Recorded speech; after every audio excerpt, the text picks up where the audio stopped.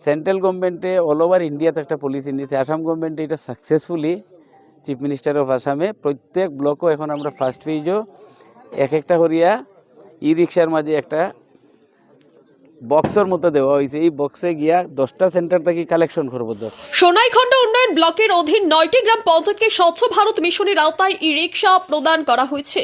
মঙ্গলবার ব্লক কার্যালয়ের সামনে আনুষ্ঠানিকভাবে এই ই রিক্সাগুলোর চাবি জেপি কর্তৃপক্ষের হাতে তুলে দেন বিধায়ক করিমউদ্দিন বড়ভূঁইয়া ওরফে সাজু। অনুষ্ঠান শেষে সংবাদ মাধ্যমের সামনে বক্তব্য রাখতে গিয়ে বিধায়ক করিমউদ্দিন বড়ভূঁইয়া জানান, পরিষ্কার পরিচ্ছন্ন ও স্বাস্থ্যসম্মত পরিবেশ গড়ে তুলতে সরকার নিরলস প্রচেষ্টা চালিয়ে যাচ্ছে। অস্বচ্ছ ও নোংরা পরিবেশের কারণে সমাজে নানা রোগ ব্যাধির বিস্তার ঘটে। একথা উল্লেখ করে তিনি বলেন, গ্রামীণ এলাকাকে পরিচ্ছন্ন রাখতে প্রতিটি জিপির জন্য আবর্জনা বহনকারী ই রিক্সা বরাদ্দ করা হয়েছে। এগুলো সঠিকভাবে কাজে লাগাতে জিপি সভাপতি, সচিব ও সংশ্লিষ্ট কর্মকর্তাদের এগিয়ে আসার আহ্বান জানান তিনি। এই রিক্সা বিতরণ অনুষ্ঠানে উপস্থিত ছিলেন সোনাই ব্লক ডেভেলপমেন্ট অফিসার মুকুল বসুমতারি, সোনাই আঞ্চলিক পঞ্চায়েতের সভানেত্রী সিরিনা আক্তার লস্কর, উপসভাপতি কাদির আহমেদ লস্কর, জেলা পরিষদ সদস্য সোহিন লস্কর সহ 9টি জিপির পিআরআই সদস্যবৃন্দ ও অন্যান্য অতিথিরা। আজকে আমরা সোনাই ব্লকে আমরা এসডিএম এর আন্ডারে আমরা স্বচ্ছ ভারত মিশন গ্রামীণ যেটা মিশন, আমরার প্রবলেম আমি একদম লোকাল ভাষায় বুঝিয়ে কই। আমরার প্রবলেম হয়েছে প্রত্যেক মানুষের গরো খাওয়ার পরে যতটা সবজি আনলে ওটা প্লাস্টিক জমে, খাওয়ার পরে যত কাছড়া জমে, এগুলা সব মানুষের বাড়ির পিছিয়ে নালায় খালায় ফেলায়, যার লাগি দুর্গন্ধ হয়, মশা হয়, বিভিন্ন সমস্যা দেখা দেয়। এই সমস্যার সমাধানের লাগিয়া সেন্ট্রাল গভর্নমেন্টে অল ওভার ইন্ডিয়াতে একটা পলিসি নিয়েছে, আসাম গভর্নমেন্টে এটা সাকসেসফুলি চিফ মিনিস্টার অফ আসামে প্রত্যেক ব্লকও এখন আমরা ফার্স্ট পেজও এক একটা করিয়া ই রিক্সার মাঝে একটা বক্সের মতো দেওয়া হয়েছে। এই বক্সে গিয়া 10টা সেন্টার থেকে কালেকশন করবো 10 গ্রুপের এই ই রিক্সায়।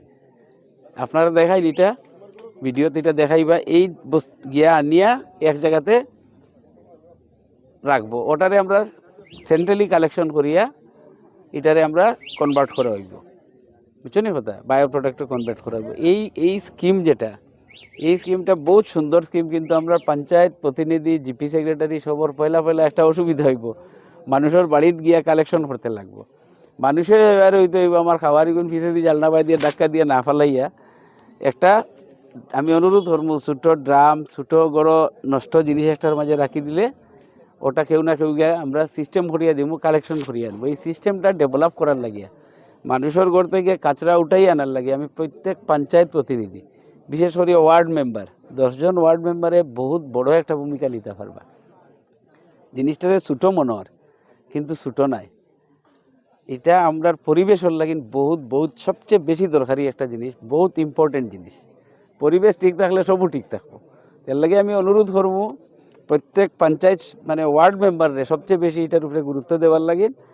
আর এইটার উপরে এটা চালানির লাগি এসবিএম ফান্ডের আন্ডারে কন্টিজেন্সি থেকে একজন মানুষের এটা চালানির লাগি প্রত্যেক জিপিএ নিযুক্তি দিতে পারবা, একজন মানুষও তো কাজে লাগবো। আমরা যখন বালা করিয়া সার্ভিস দিব তখন মানুষের জেলা জল জীবন মিশন স্কিম গভর্নমেন্টে বানাইয়া দেওয়ার পরে পাবলিকে 50 টাকা, 60 টাকা, 30 টাকা, 70 টাকা দিয়া জল পরিষ্কার করিয়া একজন মানুষ অপারেটর রাখিয়ে চালাইরে আপনারা ধরিয়ে নিবা, এটাও একজন অপারেটর নিযুক্তি হলে একজন জিপিত তো একটা জিপিত একজন মানুষ তো কামও লাগবে।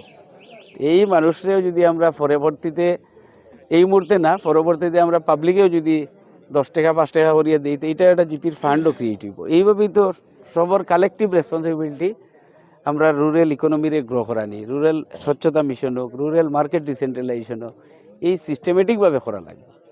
এর লাগে আমি আহ্বান করবো সব পঞ্চায়েত প্রতিনিধি হল, এপি, জেলা পরিষদ যারাও একদম ডিরেক্টলি গাঁওর দায়িত্ব লইছেন, পাবলিকে আপনারা দায়িত্ব দিচ্ছেন, পাবলিকর খালি রাস্তার স্কিম, পিএমওয়াই ঘর আর সিসি ব্লকের রাস্তা দিলে হইতো না, মানুষের স্বাস্থ্যর কীভাবে পরিবর্তন করা যায়, এডুকেশনও কীভাবে পরিবর্তন করা যায়।